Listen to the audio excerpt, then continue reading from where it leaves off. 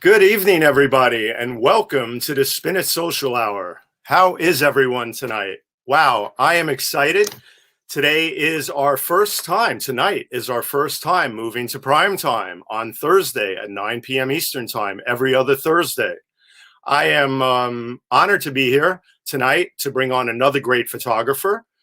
So, the Spin It Social Hour is a labor of love that I started since the pandemic started. And my goal is to be here to help photographers tell their stories, show their work, and get their names out there. I am a social media and visual strategist, as I said. I've worked with the likes of the Pulitzer Prizes, AARP, and many, many others. I also teach at FIT. I'm really excited to start my new class next week at FIT, teaching the fundamentals of social media.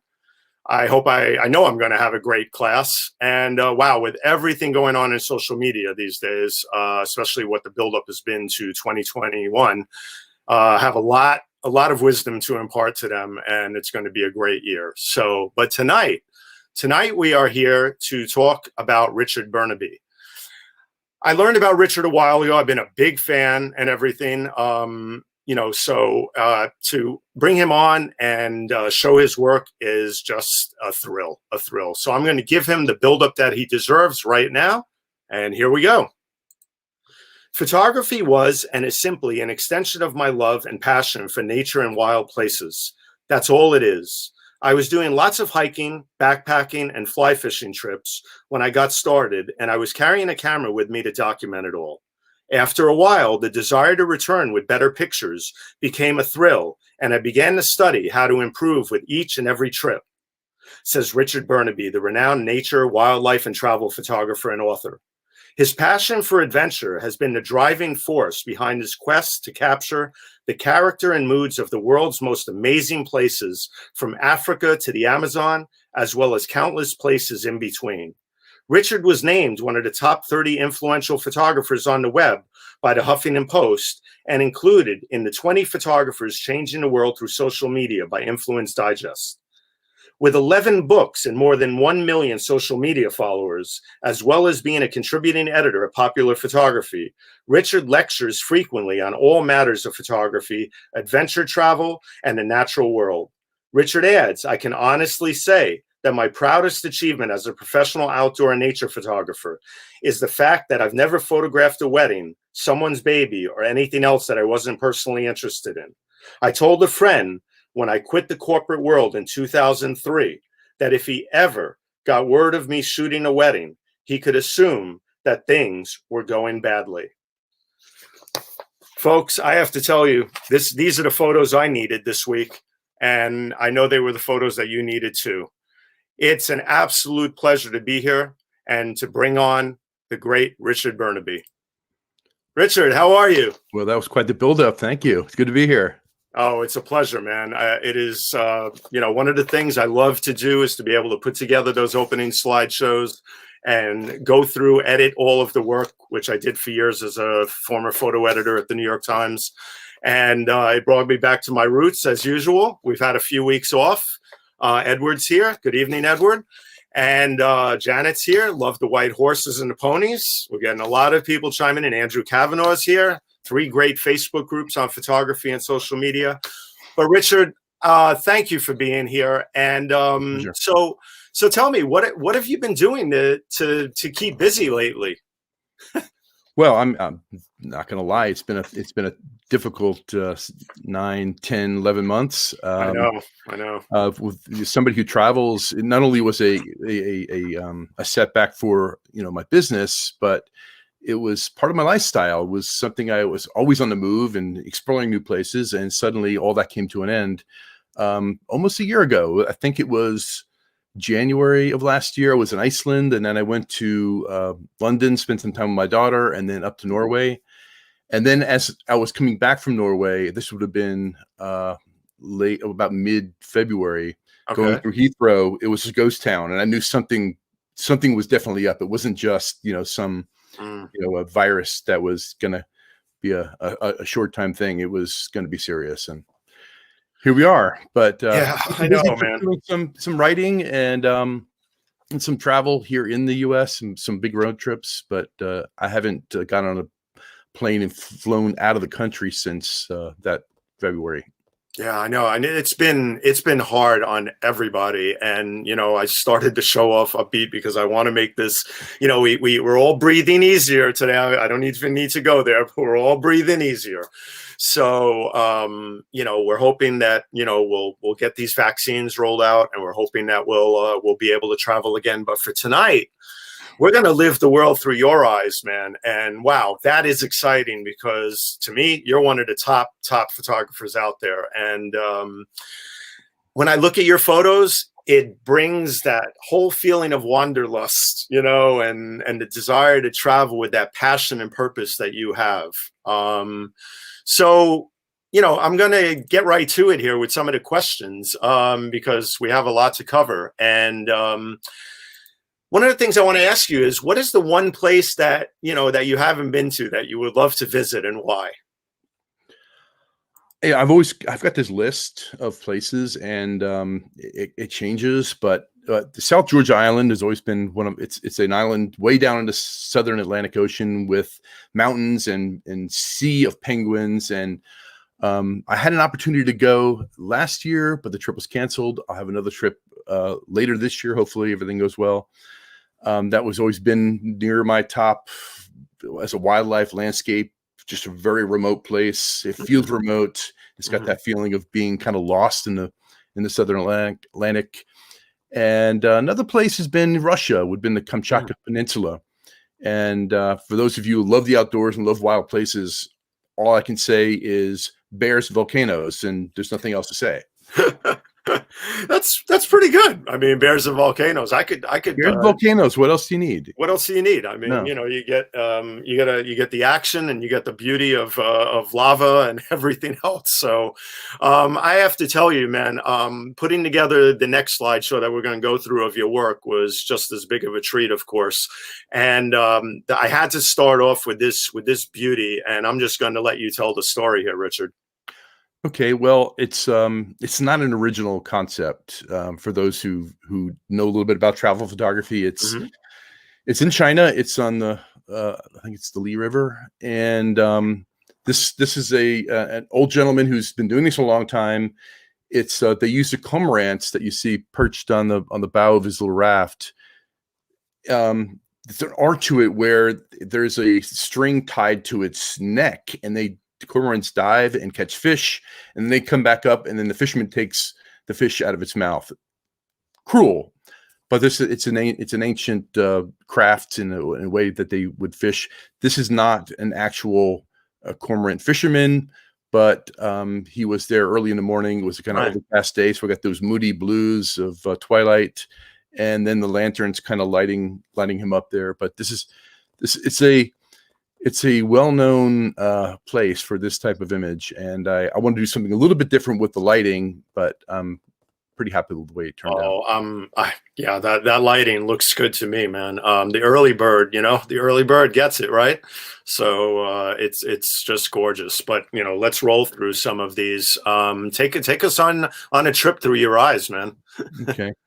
This is a rock formation off the coast of southern Iceland. It's called Reynistranger, and there's an old fable about because the people of Iceland love elves, and they like stories about elves and this fantasy kind of thing. And this is apparently I think it's a dragon. It's dragon and some elves on a ship, and they're having a tug of war out in the middle of the ocean, and then the sun comes up and they all turn to stone, and this is what this formation represents. But this is a kind of a dangerous place to get to. The beach is rather dangerous anyway because it's sloped. So the waves come up on you quickly. There's a lot of rogue waves. And in order to get to this spot so that you're looking at the formations dead on, you've got to climb over some rocks and go through some keyholes that you can only do at low tide. At high tide, it would be, or even middle tides, it's also possible. You can get trapped. And so, we had a really colorful sky, and I used some rocks in the foreground, went wide, centered the composition, went with an extra long exposure, probably a 6-stop neutral density filter, just to kind of simplify the foreground and the image, so there wasn't a lot of ripples on the water and bumpy, different light, diffracting Right. light and stuff. Just made it Right. simple as possible. And it's one of my all-time favorites and big sellers too. Oh man, I was sitting here the other day with another nice glass of cup of coffee, and I was looking at it, and it just took me away, man. I mean, the colors are just absolutely sensational. The composition is flawless, in my opinion, and it's that haze, that purple blue, just the tones to it and everything. The long exposure helps that because it kind of it Right. spreads that color out Right. on the water and in the sky as well. Right. Well, yeah, the water here looks like mist. I mean, it's not just water. It looks like just mist. So it's, speaking of, you do so many workshops and everything. Speaking of that, I wanted to ask you here, in your workshops, how do you teach composition, and how do you teach bringing all of these elements together? And if you want to take the fifth on the rule of thirds, we'll understand. Yeah. That's a well-crafted little statement. You could question it. Yeah, when I teach composition, I start with the working definition of what composition is, and that is the arrangement of visual elements in the image frame. And so you may have read somewhere, or some of the things I've read about seeing abstractly. And I think that's a huge step when teaching composition, is learning how to see abstractly. And once that clicks, I see people's work really make that quantum leap. So when you talk about the arrangement of visual elements, there's two types of visual elements. One is the literal elements, and that is where we're looking at a picture here, the mountains and clouds, and you can include trees, tangible things you can see and feel. And then there are abstract elements, and they would be things like shapes and lines and patterns, space. And sometimes it could be the same thing. It could be concurrent. It could be a triangle, for example, that shape, or a rock that's a shape of a triangle. But if you had three different rocks, let's say of different sizes and shapes, you can connect those to make an abstract triangle. And that's just kind of seeing the underlying geometry below the literal, below the surface. Right. So you want to enjoy the literal beauty of what you're photographing, but then you just kind of intuitively be able to see what's beneath the surface as far as the abstract qualities of the photo. No, the elements that you put together. I mean, this photo here grabbed me for numerous reasons.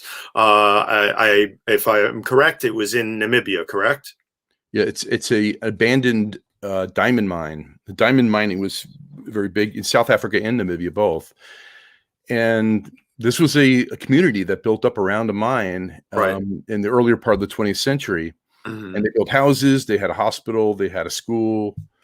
And sometime in the 50s, they just quit mining there. It either dried up or it wasn't cost efficient to keep working there. And the whole town just moved out. And because of the dry climate, the houses in the inside, there's dozens of houses. They're relatively in good shape. You can see the paint is still, considering this was the 50s that they were abandoned. But it's also in the middle of a desert. So over the years that the wind has just blown the sand in, and the desert is slowly taking over. So when you walk into these houses, it's surreal. I mean, it's like a Dali painting or something. So it's you're trying to create strong, powerful compositions like this one, but then you have the sand that's coming through the windows and the doors, and it's just I don't know of any other place in the world like it. No, it's like I said, at first, when I first saw it, we talked about this the other day, I thought it was from a sandstorm, because you look at this and that's what came first into my mind. But, now knowing that it's a mine, just the depth with those windows or doors on the side there, and all of the sand that is accumulated there in going up towards the other part of the picture, just really spectacular. And then you have, the mountains and the clouds and the beautiful. Tell us about this one here, man. Yeah, it was This is in the Smoky Mountains on Cleveland's Dome. It's the Smoky highest point in the park. This is Okay. the Smoky Mountains is kind of like my home park. Hmm. And it was one of those dreary days. I was photographing this waterfall, and it's called Grotto Falls. And while I was there was a herd of llamas coming down the trail with this guy. And there's a lodge up on Mount LeConte where the only way they get supplies is through llama trains. There's no roads. So he was coming down, and I had conversation with him, and I said, "Wow, I bet it's really nasty weather up there." He says, "No, it's actually perfectly clear." So I grabbed my stuff and I ran down the trail about 1.5 miles down to my car, drove up the Cleveland's Dome, through the fog, through the mist, and about 0.5 mile from the top, I just popped through the top of the clouds, and it was crystal clear. And you could look down, around you to all the mountain ridges, and it was just rolling clouds below. Yeah. And I just waited till the sun went down, so I didn't have to, worry about that. And Right. So now what happens is I've got this golden glow in the sky that's remaining from the sunset, but now there's no direct light on the rolling clouds anymore, so it's picking up the blue that's reflecting from the sky. Hmm. You have this great color temperature contrast. I extended the shutter out a little bit to 20 seconds to kind of give it a more of a smooth feeling. And this is what you see here. This is almost 10 years old. The last time I saw something like this personally was when I was in Hawaii, and I was I believe it was on Mount Mauna Kea, and saw those types of rolling clouds and that effect that it gives you and everything. And they were pretty much up to my knees. I mean, it was just wild, and captured absolutely beautifully here. We had a comment here from Edward Leskin, and Edward says, "Richard, what percentage of your images are researched ahead of time before you get on the plane, pre-visualized, versus those that come up as expected and unexpected surprises?" Edward asks. That's a good question. It's a combination of both.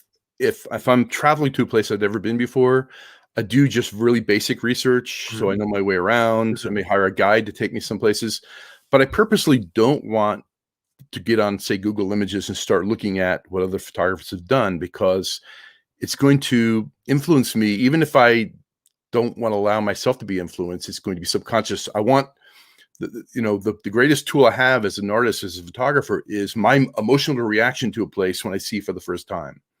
I want to take that emotion that I've had, whether it's that awe or that whatever it may be, and I want to build an image around that emotion. And if I take that away by doing too much research and allowing the images that I've seen to influence, I kind of lose that. I want to be surprised. I want that feeling of seeing something for the first time to be my guide as to how I create an image. So I don't do too much research in that way.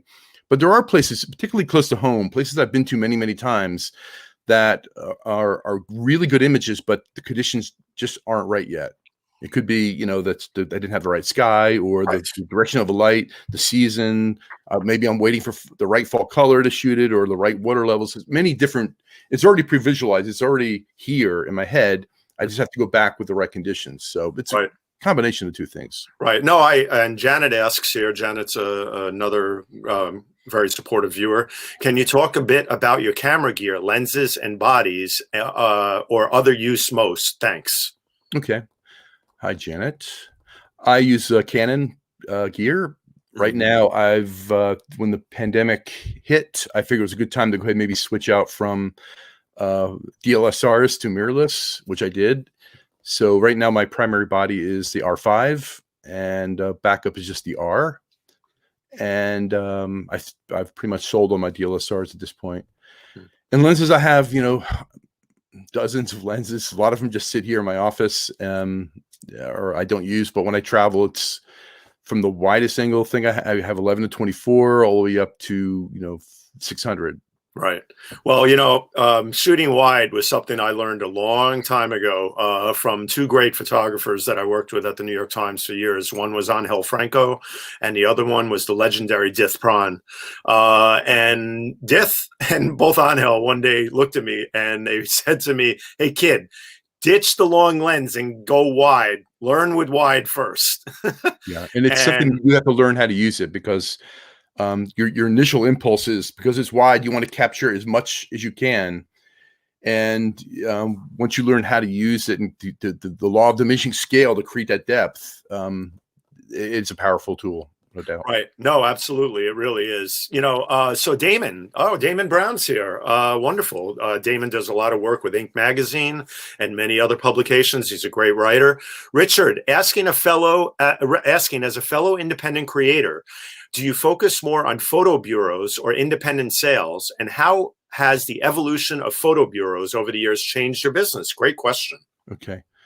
Yeah, I'm going to have to be a little ignorant on this one. I'm not sure what a photo bureau is, unless he's talking about like a stock agency. I'm not sure. Damon will have to clarify. He'll have to come back. But the stock agency, yeah. I think we all know what's happened to that business in the past 20 years. Right. I still do a fair amount with Adobe and National Geographic Creative, but for the most part, it's just sort of passive income that I don't really spend a lot of time thinking about or working on that much. If I go on many trips over the years, after a few months, I'll collect images and I'll send them. But yeah, we know what's happened there, and I don't know if that's coming back or not. Yeah, there's been so many changes in the photo industry and journalism and everything. I mean, in 2000, stock agency, Damon, very good. I like Damon's quick. He came back with he did mean stock agency. So. Stock agency, yeah, there's been a small renaissance, a micro renaissance in the last 2 or 3 years. You see like Shutterstock having a premium brand, and Adobe having premium brand. And that's worked out a little bit, but it's still, I don't think that it's ever coming back. If you look at the dynamics of the supply and demand, right. I mean, the demand is getting smaller and smaller. Supply is almost infinite now. Right. Speaking of branding, if we're going to take a quick break here just for a second, and I'm just going to let everybody know about one of the sponsors of this Minute Social Hour here.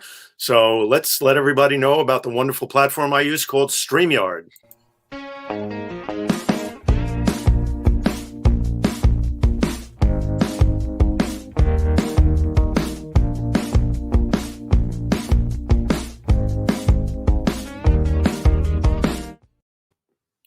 All right. Thank you. StreamYard. It's an honor to have you sponsor Spin It Social Hour. Love streaming my show, the Spin It Social Hour, on StreamYard. And I also wanted to let everybody know that you can contact me at Spin It Social. I am a social media and visual strategist, as I said, live stream production, social media coaching. My email is spinitsocial@gmail.com. And there's my number. So open for business, and 2021. Ready for it. Let's do this. But we are here once again with Richard Bernabe, and we are going to go through some more work here. I've had the pleasure of putting together this week. And give me 1 second here. Something went off, and we are going to bring back all of those beautiful photos right now. There we go. So Richard, I saw this. I wanted to be there. Let me tell you something. The contrast between the reds and the whites and the mountains and everything else. Where are we here, Richard? Yeah, this is one of the last photos I took since before the pandemic. This is in Norway, on Lofoten Islands, and I just got really lucky with the snow, because that really makes it's a fresh snow. It just fallen. We had some clearing just so you see a little bit of blue up there, but without it being distracting. But this is another well-known shot. It's actually taken from a bridge, so it looks like like you're looking down from a drone shot or something. Yeah. But this place, everywhere you turned, it was just one spectacular landscape after another. You're 100 miles north of the Arctic Circle. There are quite a bit of photographers around, particularly in the winter. But this spot here is a well-known shot. It's a well-known image. There's really not a lot of creativity going on here. It's one that's been done before, but hitting it right there perfectly after the snow. Yeah. Because even for that high in the Arctic, it's not as cold as you would think. It gets a lot of influence from the Gulf Stream, and so yeah, the red is striking. Timing is everything. And you were there for that fresh snow, and it just really just lit it up. It just absolutely, the light and everything. And then of course, the Northern Lights here. I've seen a lot of photos on the Northern Lights, but the beauty of this one is that the green just took over the entire frame. Yeah. This is a strong storm, and those I've photographed the aurora in Alaska and Greenland, Iceland, Canada. If it's a weak storm, the green is just not that visible to the eye, and it has more to do with the physiology of the eye and how the eye works using rods instead of cones. But this was a really strong storm. I not only saw the green, I felt the green, and for me, more than anything else, because there's a million aurora photos out there, was getting a foreground that. In this case, you could see how it mimics the shape of the aurora, right? The reflection in that this is a lagoon actually, but it's frozen, but just the edge there, it's open, so that it kind of creates that curve and completes the curve with the aurora. Well, the interesting thing about this photo that also made me think a lot about it, we all see different things in photos, but we also reflect on, pardon the pun, but we also reflect on photos like this. I was thinking of many photos I've seen lately of the Hudson River in New York, because during the pandemic, the Hudson has been still. I mean, there's been no activity. So it's literally at night, from many people who have taken many photos, have literally, it looks like a sheet of ice. So that when I saw this, the reflection of the aurora in the lagoon here, as you said, it has that same feel to it, So many of the reflections from the New York City skyline in the Hudson now are just so crystal clear at night.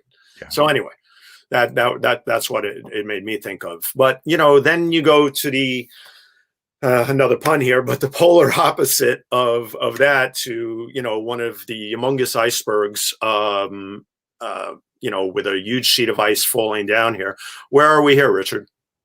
This is called the Perito Moreno Glacier in Patagonia, Argentina, just outside of Calafate, and it's I've been to many glaciers. This is by far the most beautiful glacier that I've been to, and it's one of the rare glaciers on Earth that's actually in equilibrium. It's not shrinking, it's not expanding. It's found a perfect equilibrium because of the slope and because the Southern Andes gets so much snow that it keeps piling on. It keeps piling on, so it's in perfect equilibrium. But just as it gets to the huge Lago Argentino, it starts calving, breaking off, just because it's cutting underneath it, and the pieces start breaking off. And I just so happened to be lucky to catch that one column of ice as it broke off, and it hits the water. Yeah, no, I've been near something like that once, and I have to tell you, in Alaska, and the thunderous sound of it coming down and hitting the water is really something to hear, and also worry about, of course, with global warming and everything else, given the amount of what's happening around the world and everything. And I've seen many of your polar bear photos and everything. It's a difficult thing to deal with these days. I'm sure you were thrilled, as I was the other day, when you heard, I'm sure, that, we're back in the Paris Climate Agreement, right, and everything. So that's a great thing. One of the things I wanted to speak to you about, and I wanted to ask you about, was sorry. Actually, we'll go to this one. Fine. Richard, how do you get an emotional reaction to landscape photography? I think having an emotional reaction is a key, really, to doing good landscape photography, and it's one of the reasons why landscape photography may be the most challenging genre of photography. And I get this a lot from people come to my workshops or classes, is that they struggle with landscape. They like doing wildlife or portraits. And I think there's a couple of reasons. One reason is, I think if you do wildlife, it's pretty obvious what your subject is. Right. Or you're doing a portrait, or something like that. With landscape, sometimes it's difficult to figure out what exactly is the subject. Okay, unless you're doing like a waterfall or something. But put somebody out in the middle of a forest, for example, and to get some shots, and it's too much confusion. There's nothing there, right, for your eye to focus upon, to kind of work around. But the other reason is, I think, because the success of an image depends on its emotional content and how it resonates with other people emotionally. Mhm. And wildlife and people, let's say a person, a baby crying or baby smiling, universally, we all feel joy. Right. Or even certain animals, we can translate that they're feeling something, or an animal's angry or animal is relaxed. And we Mhm. can translate those emotions easily through living things. It's much more difficult to extract emotional content from inanimate things like rocks and trees, mountains, for example. You've got to have a love for those places, for the outdoors, for the wild, to be Mhm. able to extract any kind of emotional content from those inanimate things. And so once you're able to connect emotionally, yourself, what you're feeling, then you have, like I said earlier, you have an emotional core around which to build an image, so that when other people see your images, they not only see what you saw, they feel what you felt. Exactly. And that's what kind of separates the pros who do this every single day and make a living at it than people who are just going out and doing snapshot postcard stuff. Right. No, absolutely. And, it's sort of like, when you get a beautiful shot of polar bears, it's going to bring about that instant reaction, that instant awe reaction, Because everybody can relate to Right. this, Right. because it's the love between mother and child sort of thing. It's anthropomorphize, I think is the word, Right. is that we can all feel the same thing. But with the landscape, you don't have that advantage. You have to extract emotions from inanimate things, which makes it a lot tougher. Right. And then of course, when you have the beauty of a unbelievable penguin here running across the rocks, and everything, you not only get that awe effect, but you get that wonderful laugh for a moment too. At least that was my reaction when I saw this. Yeah, But maybe. and the key here is, and I try to preach this, is Mhm. don't, with wildlife photographers, I think their initial impulse is to zoom in, is get as close as they can. Right. But sometimes, the back up a little bit, and I had to get down low and actually lay down on my stomach here to be able to get the penguin and get the mountains in the background. This is a much more interesting image because of the background, because of the Oh, blue water in the mountains and its relationship to the environment and telling a story, than just getting the longest lens in your bag and just and zooming in as close as you can, which I think is a mistake that a lot of wildlife photographers do. yeah. It's No, I not an think, option. yeah. I've seen enough Zoom shots to last me a lifetime. What I love is what you do many, many times over. And that's why I'm so attracted to your photography and your eye. And, it's just because you like to shoot with a lot of background and very wide, and with many instances, and you bring in so much into the frame that you're just so gifted at doing this. But Thank you. there are times, of course, where, a beautiful manatee like this, or a sea cow, just wow, this is just unbelievable. Montaigne here says, Montaigne Massac says, makes sense. I was just thinking about the fact that to make good art, you have to love what you're representing or expressing. It has to be real too. You can't fake it. I mean, Absolutely. it's hard enough to get people to connect emotionally, but if you're not feeling it yourself, then it's an impossible task to make somebody feel something that you're not feeling. Right.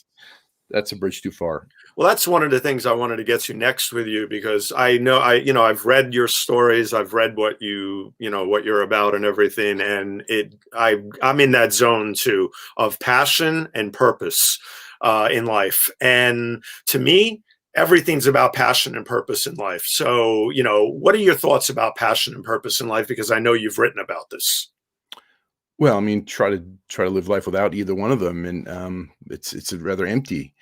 And it doesn't have to be, photography. Obviously, you get many different passions and purposes that Right. whatever turns you on is what my my motto is.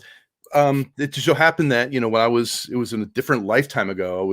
Had a real job, and it was a fine job. It was a soulless corporation, but it met all my material needs and my superficial needs. But there was something missing. It was empty. It was I knew that that I came across this quote: "The massive men live lives of quiet desperation," and probably many of you know this as being Henry David Thoreau, and that's who it is.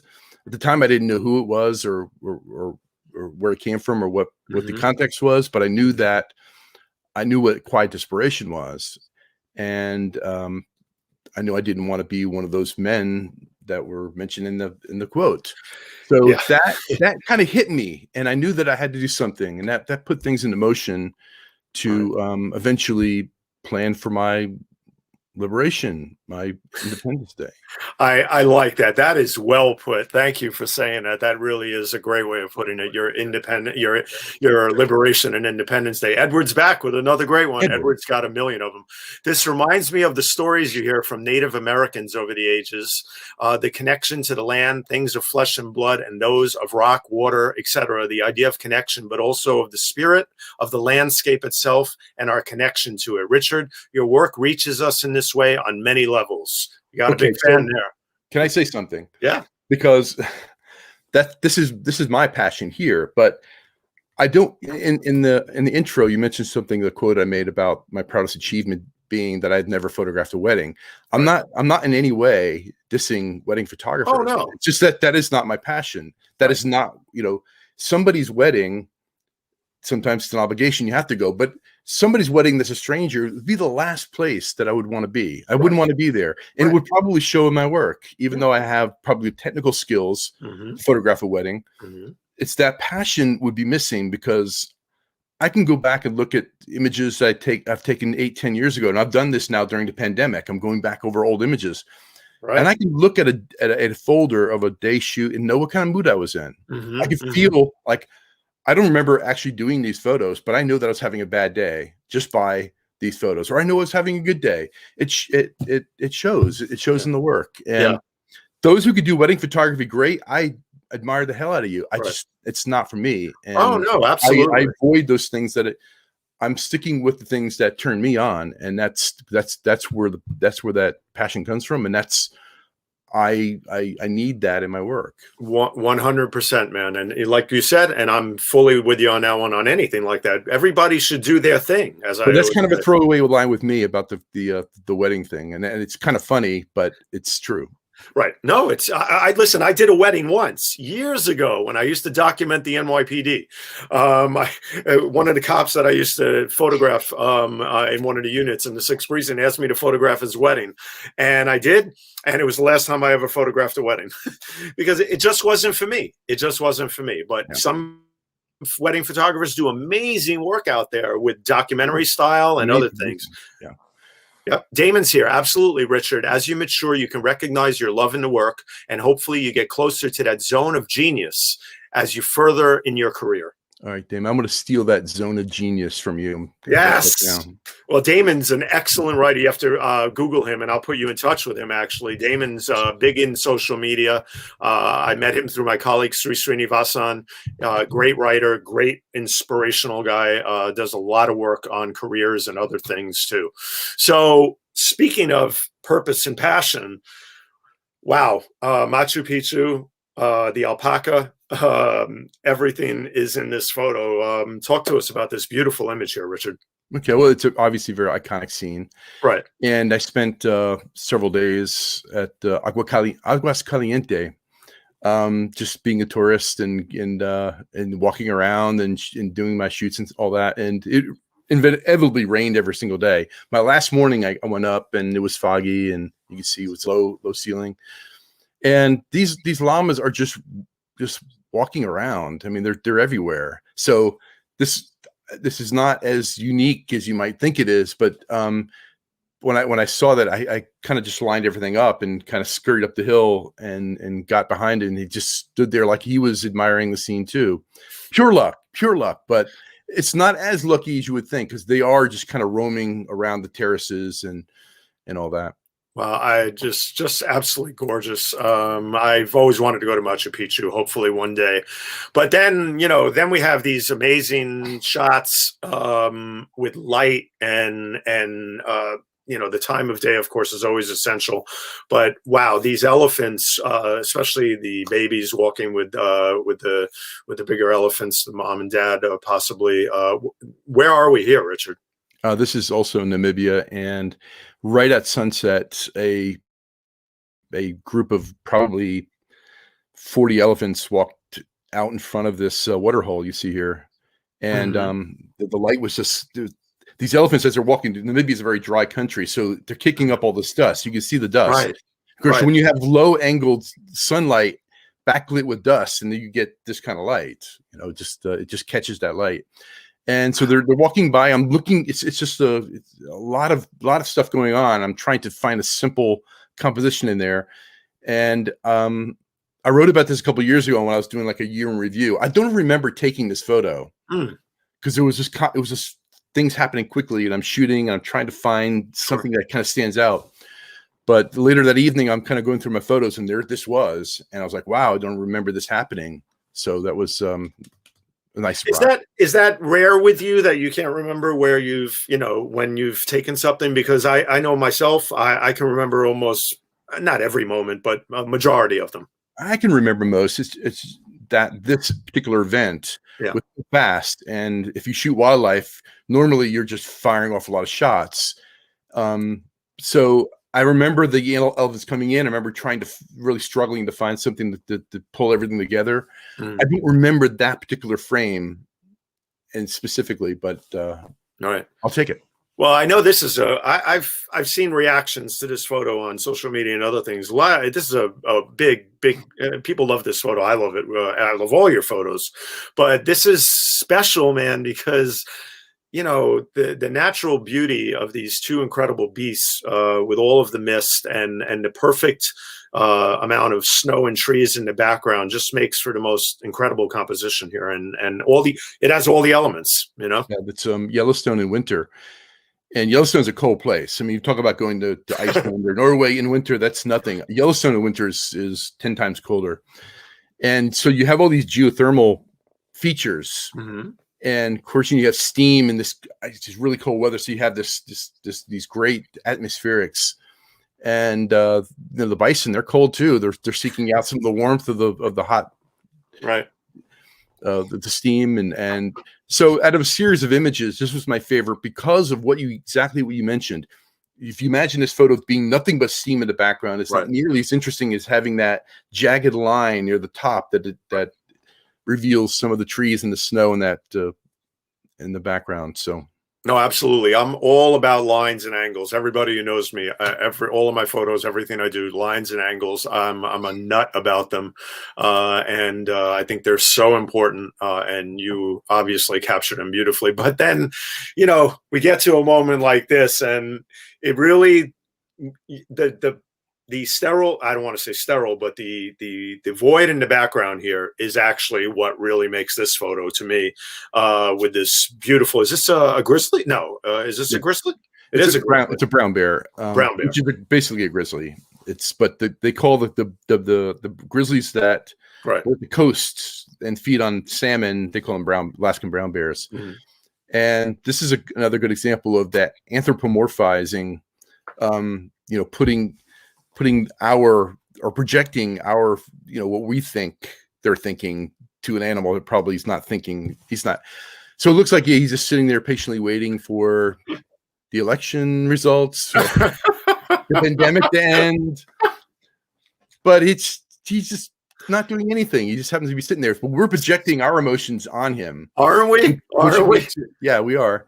I think we could, if we had a comment contest right now, we could probably get 100 comments based on this. So Janet asks, "What are your photography?" She's cutting me off here with a real question. What are you photography now? As you, I don't get that part there. I'm photographing birds in my backyard. Oh, okay. Photographing. What are you photographing now? As you can't travel, I get it. I'm photographing birds in my backyard. Sorry, Janet. I'm doing some travel here in the U.S. with my car, not flying. Okay. Yeah, so, right. Road trips are great, right? Did a few big road trips, and I think maybe next week I'll be heading to Florida to photograph some wild birds and some other things that I've been kind of doing some research on. So Um, I'm just waiting like everyone else for I things to know. be safer. And I could probably travel if I wanted to. It's Right. just that I want to be Sure. responsible too. Of course. Of So course. I'm purposely not Well, getting on a plane and flying it's across. it's funny, Richard, because every time I get on the phone with, or I get actually tonight's the first time Peter De Silva, a great photographer that's been on this show from San Francisco. It's the first time he hasn't chimed in on the show lately and said, "Hey, Steph, I'm on the road. I'm watching your show while I'm on the road." I'm like, Peter, I hope you're not driving while you're watching the show. Maybe it's past his bedtime. Well, I did the show later for him. No, I'm just joking. It's so at 6:46 in San Francisco. Come on, Peter. Anyway, he's a great guy, and he's always on. He's doing a lot of road trips lately. So I hear you on the road trips, man. But let's move on with some of these other great shots. I've only been around pandas, unfortunately, and I say this sadly, in a zoo, and so smack me on the hand for that one. But the thing is that the great part of this image, I'll just say it briefly and then I'll let you tell us about it, is the way you've just caught this beautiful panda right in the middle of that beautiful green bamboo with some bamboo in its mouth. Yeah. This is not a wild panda, but it is in China. So it's like a frontier city called Chengdu. And beyond, when you start going like west of Chengdu, it's pretty wild, and there's a lot of panda habitat. But they have a panda center where they rehabilitate them, and it's pretty wild looking, although they are penned. And so I did a tour of the place and kind of walked around and spent the day, maybe day and a half, and try to do something different, something creative. And there was a couple places where they had some greenery in the foreground. And so I purposely got behind the greenery and shot through it to create this like color wash. Yeah. So it's out of focus greenery, and then try to find a hole so that I could kind of frame it. Yeah. And beautifully done. Beautifully done. It illuminates and brings all that beautiful white and black on the panda, but the bamboo in the mouth is the clincher there. I mean, it's just perfect. I love stairs and buildings. I do a whole series in New York called Just Look Up. Everywhere I go, just look up. But just look down too. And this is a prime example. What beautiful curves in these stairs. Where is this, please?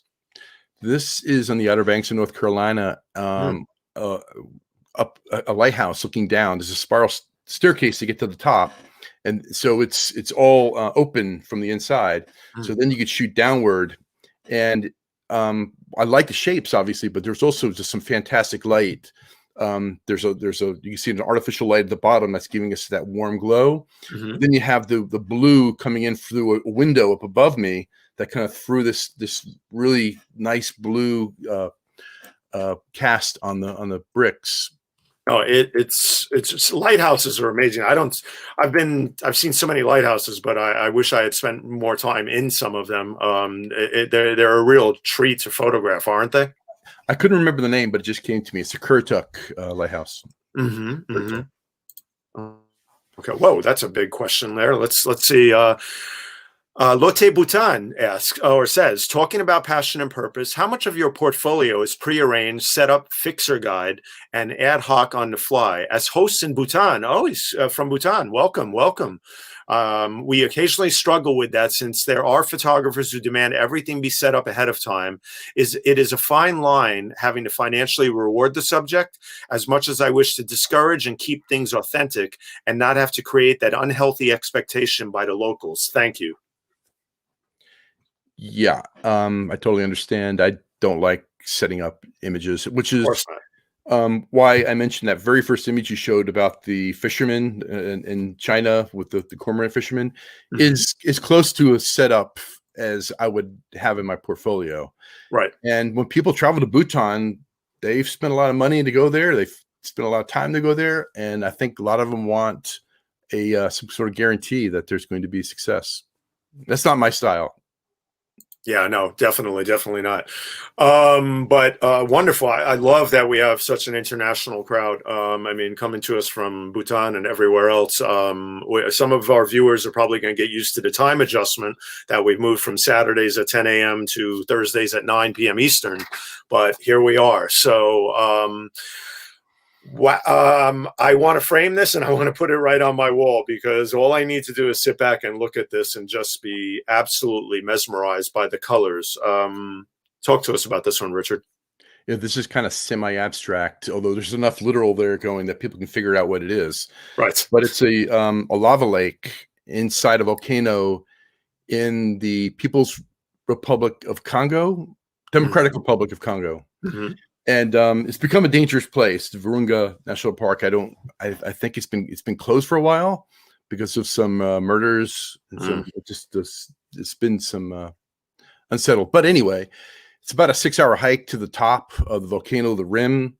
And I spent the night on the rim of the volcano, slept on the ground. And because of the elevation, it's freezing, even really close to the equator. So I spent the night where half of my body was freezing and the half of my body that was facing the volcano was literally burning. But when the night fell and we had all these great little patterns on the surface of the lava lake, it was constantly changing and moving. And I've got all kinds of different compositions and concepts I use, but I really like just going with that spider web type look, that broken glass like look. Man, yeah. Like when a rock hits your windshield and it creates this pattern. Yeah. That's what I was looking for. I was, just kind of telephoto it and just kind of fill the frame with the little lines, squiggly lines going out to the corners and to the edges. And it happened to be my favorite from that particular shoot. Talk to us briefly, somebody who does the type of, or until the pandemic at least, the traveling and the gear and not just photography gear, all the other stuff that one must have prepped and ready and everything.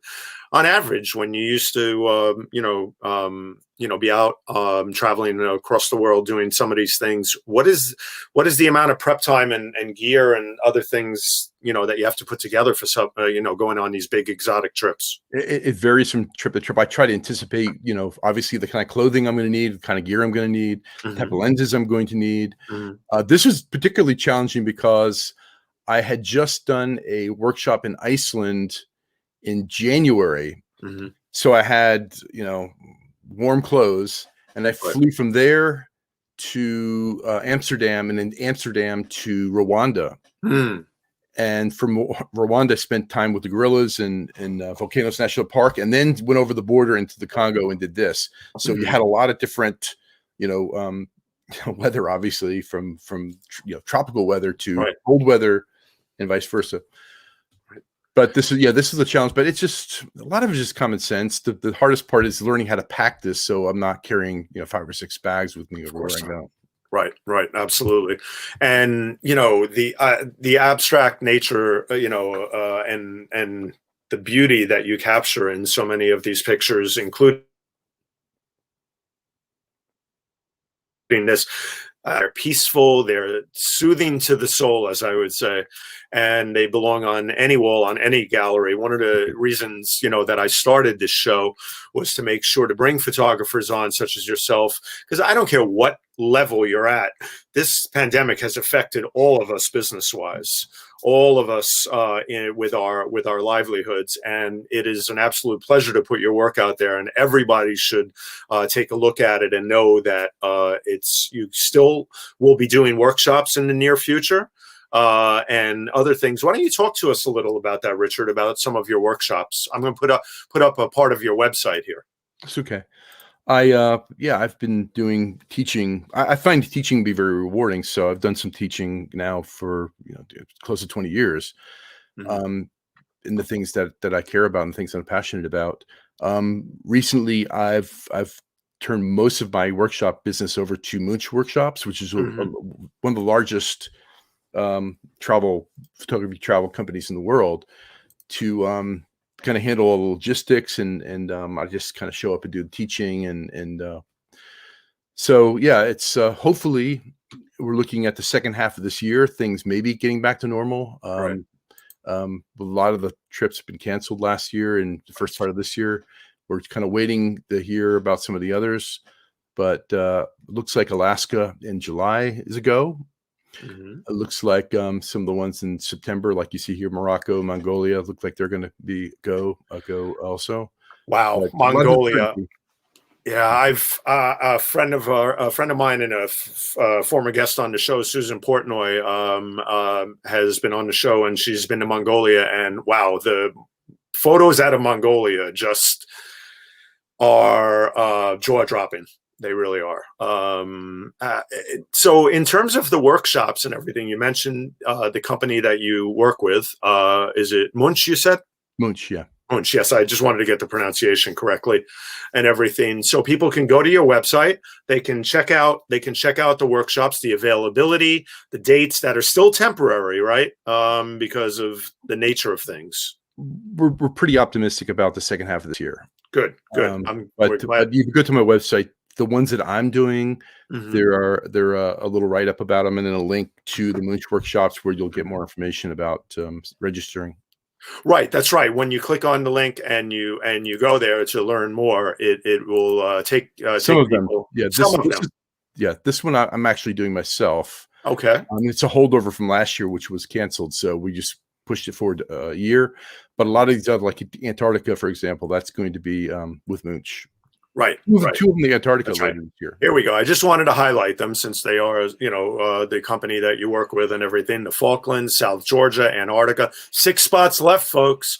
For later in the year, let's get ready to the vaccines are rolling out, and we can only hope that everything's going to work out. Because Richard, I'm sure your workshops are something to just,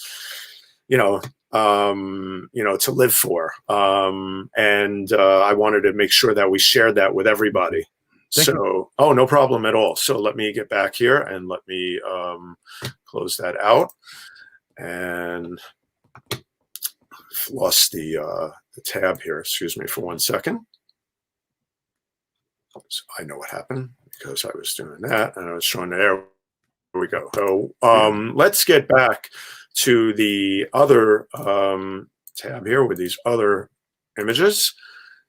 Okay, so here we go. Talk to us about the lights, Richard. Talk to us about the lines as we were discussing before, and now here in this location. Yeah, this is all about the lines. Obviously, in the shadow, I mean, the light and shadow creates the lines to really. Right. So a lot of times when I talk about composition, we have to talk about light too, because in this case, it's a perfect example how the light and the shadow and light create the lines themselves. So yeah, this is definitely about the lines from the diagonal at the bottom, that dark wedge at the bottom, to the edge of these dunes, which are catching the last evening light. And these are some of the biggest dunes in the world. This is Sosa Soleil in Namibia. Some of these are higher than the Empire State Building. As far as, over 1,000 feet, well over 1,000 feet high, and a couple of them. And wow. Yeah, if people are walking the ridge of those sand dunes, you couldn't even see them at this focal length and this distance. They're that small. That is absolutely phenomenal. I would never have guessed that. Yeah, I think 1,400 feet. 1,400 feet high is the biggest one. Wow. But then you get to a location like this and you have the magic of the lenticular clouds, above such a beautiful mountain peak. I mean, this is almost as perfect of an image as you want to get from a setting like that, I would think, right? That was, yeah. I tell people about Patagonia. I tried to explain it. One of the things about the mountains are almost impossibly, the relief from where you stand to the top of the mountains they're almost impossible. But one of the things I like most about it is the weather, and the weather is a lot of wind. When you think of the southern hemisphere, there's very little landmass to block the wind as it circles around the bottom part of the southern hemisphere, unlike the northern hemisphere. So you have these mountains which are not that far from the Pacific Ocean, so they're getting a lot of strong winds, a lot of moisture, and these lenticular clouds are created by high altitude winds, and they get stacked up against the mountains, and they start lenticular. The root word is lens, like plates. Mm-hmm, They stack mm-hmm. up. And when you get the right light, and you've got a situation like this, and I wanted to create something almost not abstract, but something that kind of represented my personal vision here than Right. just doing a wide angle landscape.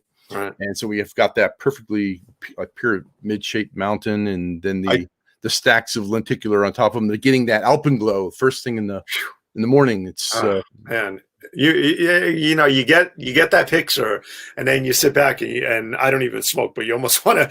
If I did smoke, I'd smoke a cigarette. It's just, or I have a drink. It's just like one of those pictures that you just say, man, I nailed it. I got it. And it's a gift from Mother Nature, right?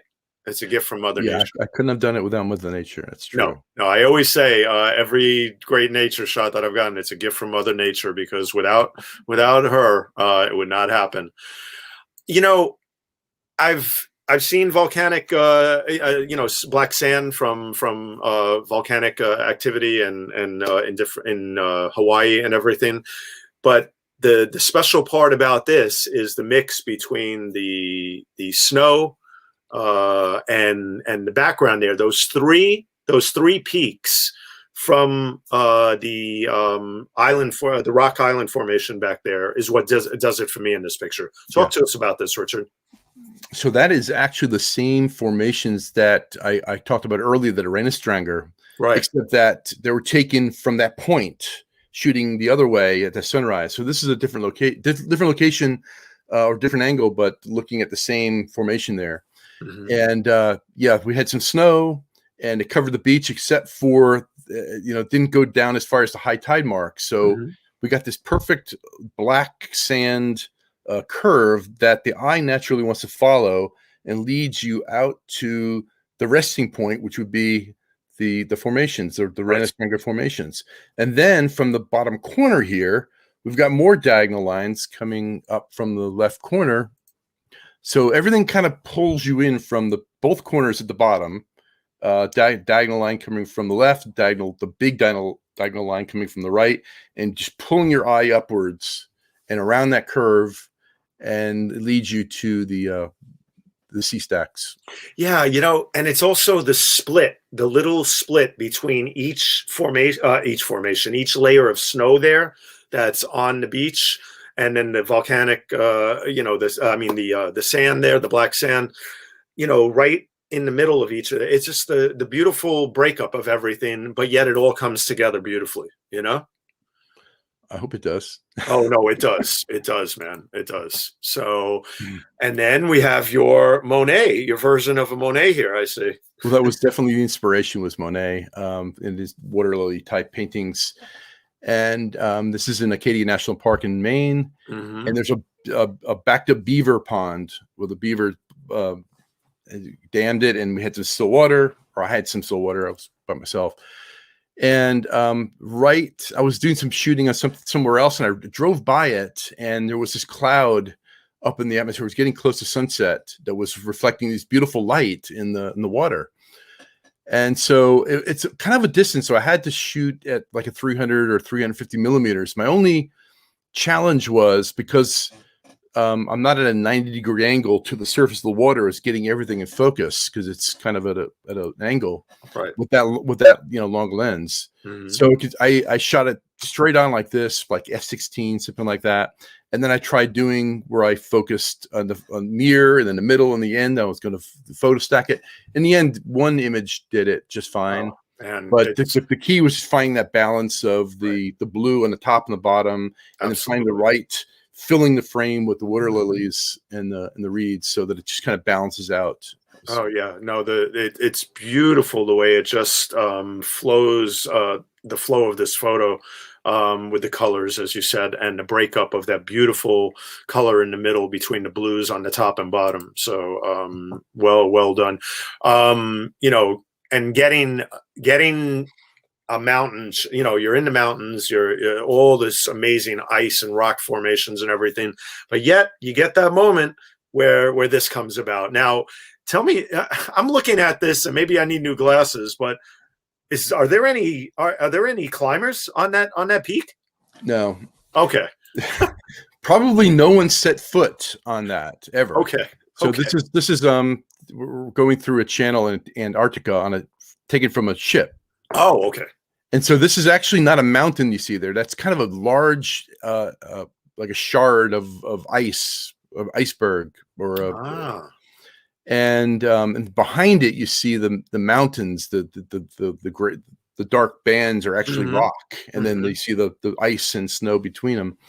So this is, very late in the day, and we're, everybody's kind of shooting different things, and just kind of caught my eye, that little wedge, a little triangle of light on that ice. Hmm. And then I liked it's the bands, and it's all coming down. Yeah. It was just a little lesson, or a little bit of advice to you photographers out there, particularly if you shoot outdoors, is this is why I don't like auto white balance, because you want to represent this as blue. Right. Auto white balance would have made it, neutral, and the blue in the shadows is what really makes this, and that's kind of how I processed it with that in mind. Right. So, Oh, auto great white tip. balance, No, yeah, awesome tip. Awesome tip. Absolutely. because you want to give it that psychologically. It's cold. It's a cold place. Oh, yeah. You want to feel that cold, and the blue in the shadows really it sets it off. The whole thing. No, off. it sets it off perfectly. Absolutely. I agree 100%. Of course. Just spectacular, and in a different way, a photo, a moment like this where you have, the beauty of the greenery in front of all of that cold and ice and everything in the background, but yet it's the clouds that come across the middle, right? So talk to us about this one, Richard. Yeah, it's just a rotten day, and you honestly didn't think I was going to get much done, because it was just overcast and foggy and rainy, and this in April you'll get some fall color on these. These are called lenga trees. It's the only tree. It's really the predominant tree, maybe the only tree in this section of Patagonia. And they get yellow and orange and red in April, because it's obviously the opposite side of the world. So their falls in a different time. Right. And so I just like it had like a Japanese painting look to it, the shape of the lenga trees, and then the mountain would come and go. It would disappear, and then it would be partially revealed, and you see there's like a band of fog there in the middle. You see a little bit of the mountain toward the bottom between the trees, but there's like a band of fog going through it, and just a very simple image. But I like simplicity sometimes with these images. Yeah, no, my favorite from the trip, it turned out. Absolutely. The colors, the doors, the beautiful wood, and of course the subject walking through the street here with all of the baskets just makes it an absolute beautiful moment. Where is this, Richard? This is Cartagena, Colombia. Mm. So it's kind of colonial type architecture, a lot of bold colors. And this was not that out of the ordinary as far as the color. I like the color scheme, and I just kind of sat and just waited for someone to come by that would provide some point of interest. And this guy came because he was closing down a shop, and he had all these wicker baskets, and he walked by, and I just kind of discreetly took some pictures, and worked out. Perfect moment. Sometimes it just works out, right? Alleyways have always been a favorite of mine. Any streets, alleyways, and in many countries or anywhere I've traveled, and this one is spectacular because of the depth in it. Number one, vertically shot, and of course the subject matter in the background there blurred just a bit. Really, really beautiful moment. That's Fez in Morocco. I had a feeling, man. Inside the Medina, it's like a labyrinth of alleys and subterranean tunnel. It's a crazy place, easy to get lost.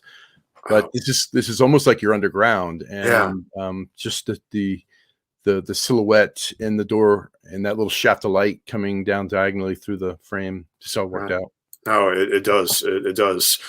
And we're once again going to highlight some lines and beautiful stripes, of course, here, which work with the lines and everything, but the angles, and look at all of those beautiful zebra heads and manes all lined up perfectly.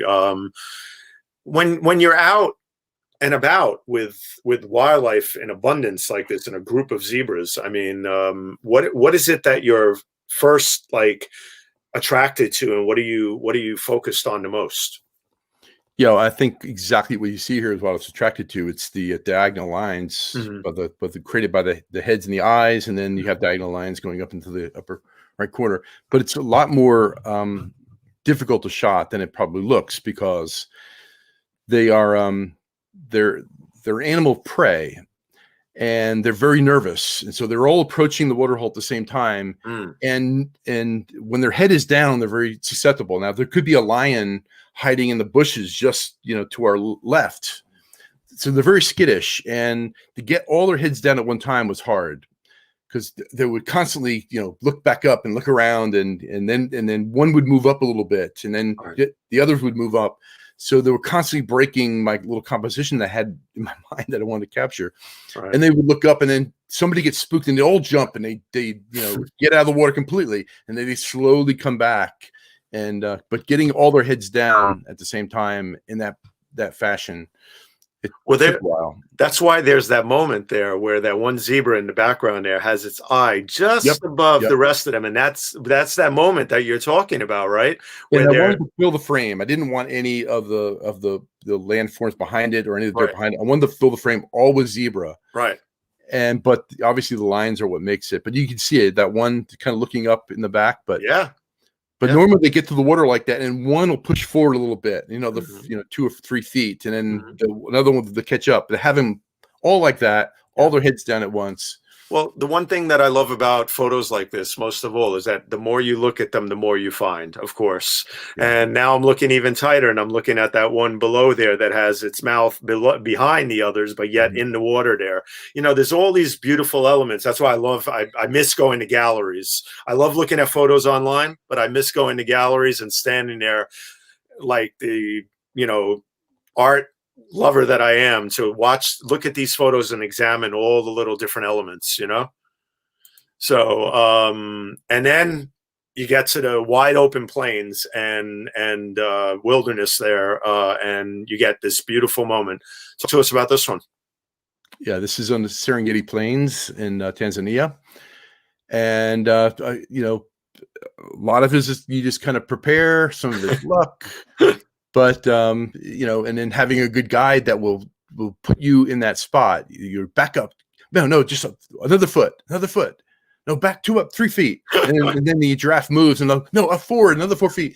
It's just very responsive to, what I'm asking. And I'm sure you just hating me, but just getting me in that right spot. And then once, you're there, and you get the head up, and, well, I mean, head up, man. This is what, when you go out, if you were going on a safari, but you on your travels and expeditions, period, even your workshops. I mean, this is the moment that many people on your workshops probably live for, But it's more than that. I mean, of course, your workshops are comprised of so many different elements, I'm sure. Eileen. I was alone here on this one. Eileen says, "Great show, Stefan and Richard. Your photos are stunning. Thank you, guys." Eileen told me yesterday she was going to make sure to tune in because she loves wildlife and nature photography. I know that I had a bunch of people from LinkedIn. We're streaming the Spin It Social Hour to YouTube, LinkedIn, Twitter, and Facebook via StreamYard. And I know that a lot of people on all the platforms are looking forward to seeing your work. So, we go from one beautiful giraffe shot in the wilderness to in the wild to another here. You just don't get better than this right here. This must be one of your, in my opinion, award-winning photos. It's one of my favorites. Yeah. Because it's not your typical, just shoot the animal. It's there's some design to it. There's a little bit of mystery to it. I think having some mystery in a photo is it's important, and something I constantly strive for, because with some mystery, you're inviting the viewer into the photo, so they are a participant, not just a passive viewer. So there's a little bit of mystery. There's some people have to figure it out. And it's just something a little bit different. It's a different. Oh, it really is. It's stunning. You know, I when I saw this photo, it brought me right into a J.R. Tolkien, story. I feel like a hobbit's going to pop out. Where is this? This is absolutely spectacular. This is on the Blue Ridge Parkway in North Carolina, and this is a tree that I photographed before. And being that, in the pandemic, I was looking for some familiar places that I would go shoot again, and I photographed this tree many times. This is on a trail at an area called Craggy Gardens, and there's a little pinnacle trail.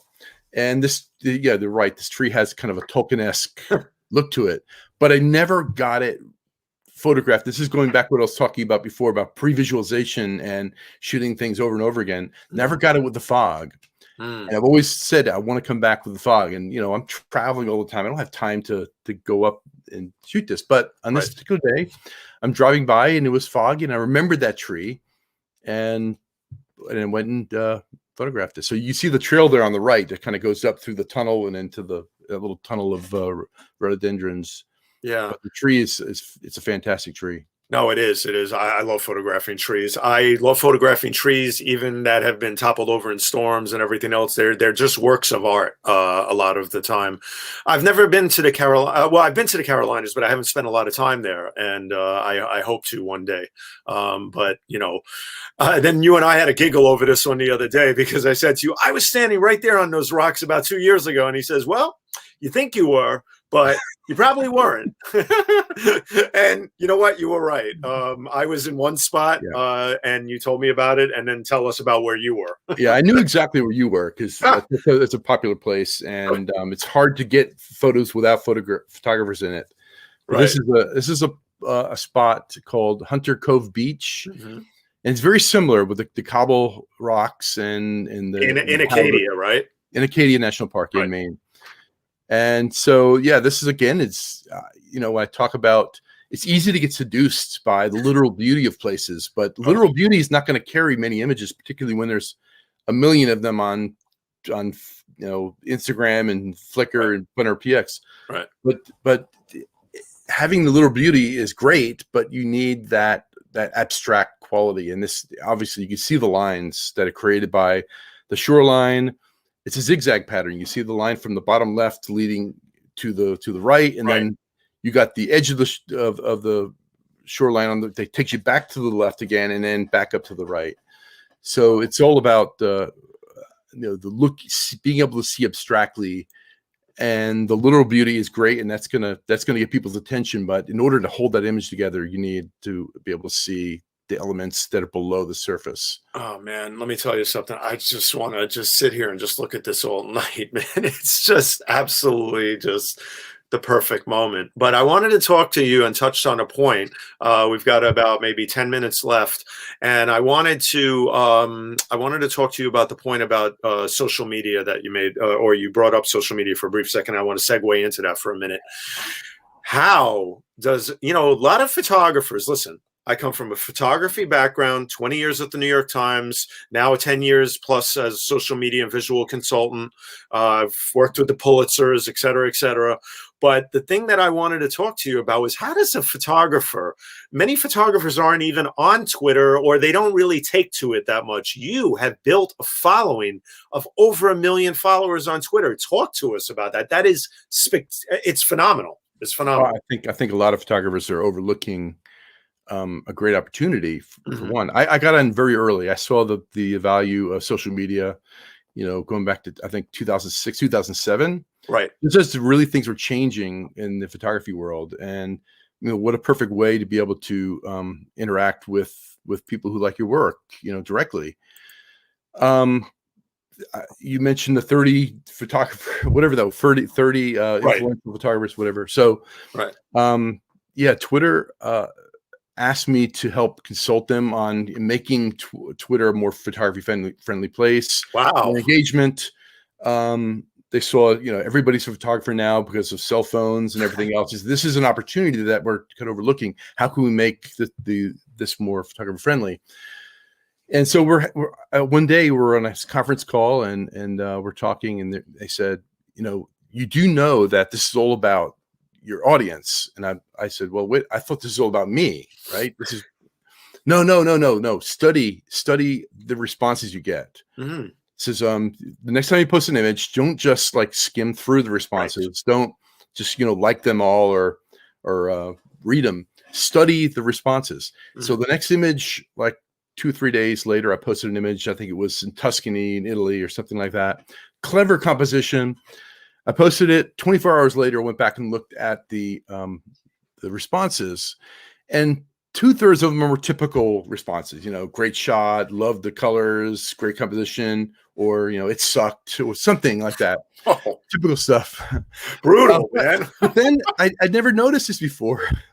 That 1/3 of them were responses didn't even mention the photo. It was something like this. We were there in 2006, mm-hmm. and we stayed at XYZ hotel, and we went to this winery, and I climbed the hill and I ate some grapes, and I'm reading. I'm like, why are you telling me this? You're not even talking about my photo.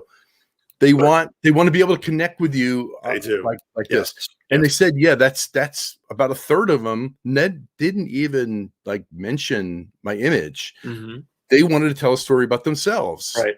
And so, without giving away too much, but I try to leave a door open to allow them to come in and be a part of it. Wow. And that's in addition to engaging and posting regularly and all that kind of stuff that everybody else does.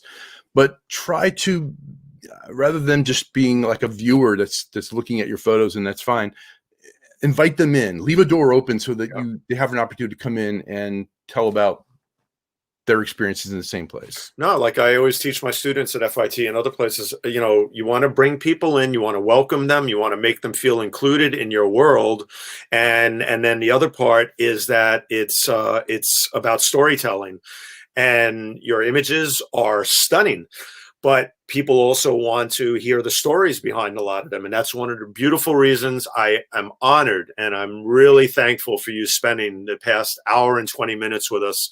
I have to tell you, it's been a joy. It's taken us around the world, and you've made us all tonight, besides the other great accomplishment this week, you've made us all feel a lot better. Let's read Rose's comment here. Rose Horowitz: study the responses. People at Twitter told Bernabe photo. Oh, she's okay.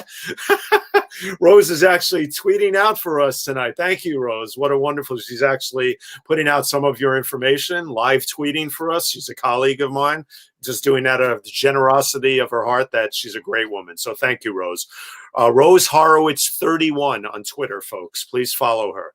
So Richard, like I said, you've brought some joy into our lives tonight. You've brought some beauty into our lives tonight. We wish the same for you throughout your travels, throughout the rest of the year. We wish you to be safe and healthy, and just have a better second half to 2021 than, unfortunately, the way we're starting 2021 out with certain things. But we'll get there. So any parting words, Richard, that you'd like to say? I appreciate the invitation, Stefan, and the honor's all mine. And there's a lot of fun. We have to do it again sometime. Yeah, no, the reason I put this show together, like I said at the very beginning, I don't reiterate it throughout the show. This is not that type of show. I love to get the word out about all the photographers, but I try to keep the marketing even with the balance of the photography and the great discussion and the storytelling, number one. I hope that you enjoyed telling the stories this evening. But you know what? I'm not going to let this one pass up. There's a little rumor that there's an alligator out there with your name on it. Somebody wanted me to ask you that question, so I have to ask, and we'll close out the show with one of the weirdest questions you could probably close out a show with. We talked before we actually went on the air. Somebody did some serious research, because this goes way back. But hold on one second. I'm going to bring Jonathan on for that one, because we have to acknowledge my great co-producer who does so much work on this show with me, helping me keep it together in more ways than one. Jonathan, you dug up this one for Richard, didn't you? You're muted, Jonathan. You're muted. Jonathan, you got to unmute. I'm unmuted. I am guilty as charged. I'm the one who dug up that fact. So, Richard, Jonathan, we want to know what's this alligator story, man? I was in a kayak, and I was with a guide, and we were going down this Blackwater swamp in coastal South Carolina, and there's alligators all over the place. But this one where I kind of turned my kayak in its direction a little bit, and it came into the water, and it was like running on top of the water, all four with his mouth open, right toward my kayak. And then at the last minute, just kind of went under it. And our guy was like, "That's never happened." We had to report it to the DNR because there was she had a group of brownie Girl Scouts or something coming the next day. And it turns out that they're mating, and it was just aggressive, and they captured it, and they relocated it to a different place where there wasn't as much kayak traffic, and they named it after me. So, oh man, wow! Look at that, man! You have an alligator named after you. I think that's only perfect for somebody who captures so much of the world around us. So, all right, brother, listen. We're gonna take it to a close here. I have a couple of things to do. Would you stay with us for a minute? I wanted to just say goodbye to you backstage and everything. Jonathan, thank you for that great closing question there. You nailed it with that one, buddy. Thank you. Okay, Jonathan Borstein, everybody, my great co-producer. Thank you. All right, I'll be right back, Richard. Okay, hold on one second. I'm going to take yours so I can, folks, this has been the Spin It Social Hour. Now on Thursdays at 9 p.m. Eastern time, every other Thursday, I should say, twice a month. Check us out. Follow us on YouTube, Twitter, Facebook, and LinkedIn, coming to you live on all these platforms. And as I said, once again, my name is Stefan Kaplan. I am the creator and founder of the Spin It Social Hour. This has been our 38th show. We're nearing number 40. I can hardly wait to get to that big 5-0. But it's been an absolute pleasure to bring on these great photographers every week. And in 2 weeks, I have to get used to this. In 2 weeks, on February 4th, let me put the card up so I can show you. Yes, on Thursday, February 4th, we are going to have a great photographer on, an avid Leica user. His name is Edward Leskin from Allentown, PA. And you can check out some background on him at steelworkersarchives.com. Edward has done phenomenal work around the steel industry in Pennsylvania for many years, and he's going to tell us all about his work and show a lot of his beautiful work, photography, and I can't wait to have him on. He's a huge fan of this show. He's been so supportive of everything we've done. Edward, I can't wait to have you on. It's going to be great. So once again, on February 4th, join us for Edward Leskin. And I wanted to close by mentioning one more sponsor that I do a lot of work with. His name is Emilio Pardo, and he's a really visionary brand strategist out there. I work with him putting together a new show. We're going to have a new one coming up soon, but it's called Real Talk, Live from the Barn. And it's a show revolving around all aspects dealing with COVID, the economy, jobs, and everything else. Let me give you a quick intro, and then we're going to say goodnight.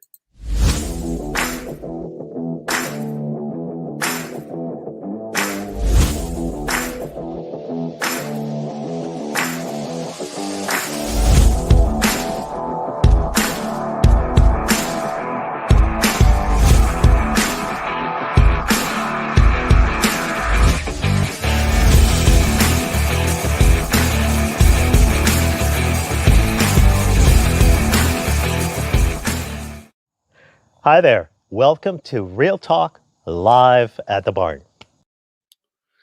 All right, folks, it's a wrap. And I can't wait to do another Real Talk show with Emilio soon. And I have to tell you, I want to thank you for your time. Join us Thursday, February 4th. Please be safe. Please take care. Mask up and be well. Thank you very much, folks. Good night.